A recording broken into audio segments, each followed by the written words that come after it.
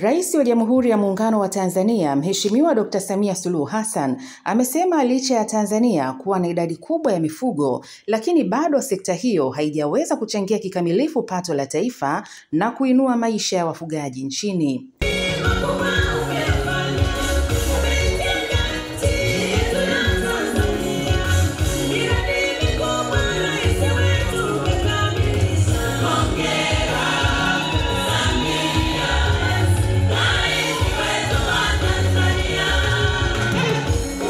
Rais Samia ameyasema hayo katika kijiji cha Nyakabindi, wilaya ya Bariadi, baada ya kuzindua kampeni ya kitaifa ya chanjo na mifugo na utambuzi wa mifugo, zoezi ambalo limefanyika sambamba na kilele cha kongamano la wafugaji.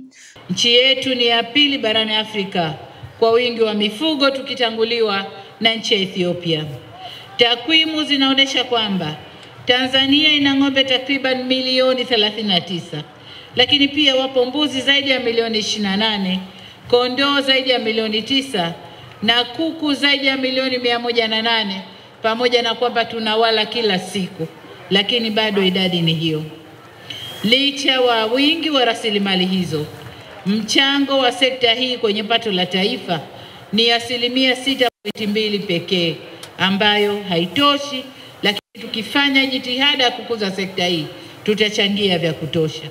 Kwa sababu hiyo, Rais Samia amesema baada ya kuzinduliwa kwa zoezi hilo litakalogharimu zaidi ya bilioni 216, Wizara ya Mifugo na Uvuvi inapaswa kuweka utaratibu wa zoezi hilo kuwa endelevu. Wito wangu kwa wafugaji wote nchini kushiriki kikamilifu kufanikisha chanjo na utambuzi wa mifugo kwa manufaa ya taifa kwa ujumla. Tumeanza hapa Simiyu tukijua kuwa mkoa huu ni miongoni mwa mikoa mitatu yenye mifugo mingi zaidi nchini. Niitake Wizara ya Mifugo na Uvuvi kuweka utaratibu utakaowezesha zoezi la utambuzi wa mifugo kuwa endelevu.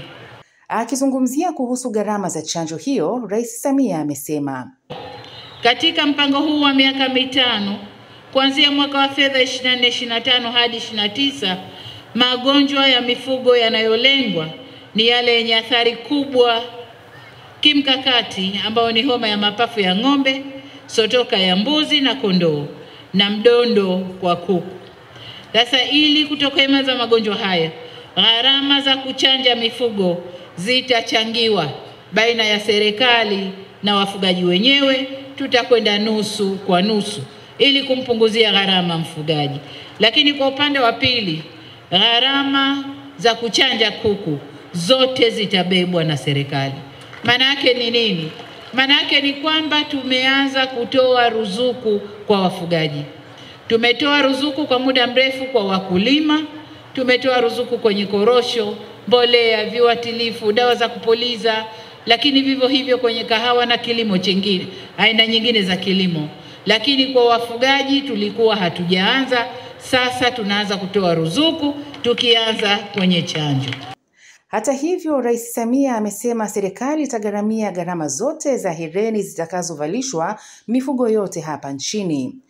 Kama ilivyo kwa chanjo ya kuku, serikali pia imeamua kugharamia uwekewaji wa hereni kwa mifugo yote nchini, na hivyo wafugaji hawatachangia chochote. Chanjo za kuku ni ruzuku na uwekaji wa hereni serikali itabeba gharama zote. Lengo ni kujua mifugo mingapi, iko wapi, anayo nani na hadhi ya mifugo hiyo. Kama nilivyosema, ni kuweka kanzi data ya taifa ya mifugo yetu. Kwa sasa tunakisia, lakini tukiwa na orodha kamili au takwimu kamili, taifa letu tutajua hadhi ya mifugo yetu. Kuhusu changamoto zinazowakabili wafugaji nchini, Rais Samia amesema natambua changamoto zinazowakabili wafugaji hapa nchini, hususan suala la upatikanaji wa malisho na maji. Naomba niwahakikishie kwamba serikali inaendelea kufanya jitihada mbalimbali ili kupunguza changamoto hili. Na mwenyekiti wa wafugaji, nimesikia ombi lako, serikali itakwenda kulifanyia kazi. Ndugu wafugaji, maeneo ya malisho yatakapotengwa yanapaswa kuendelezwa ili kuhakikisha yanakuwa na malisho ya mwaka mzima. Nichukue nafasi hii kuwaelekeza wafugaji kuanza kufanya uendelezaji wa maeneo yanayotengwa kwa ajili ya mifugo. Wafugaji, anzeni kupanda malisho ya mifugo na kuhifadhi kwa ajili ya matumizi katika kipindi cha kiangazi.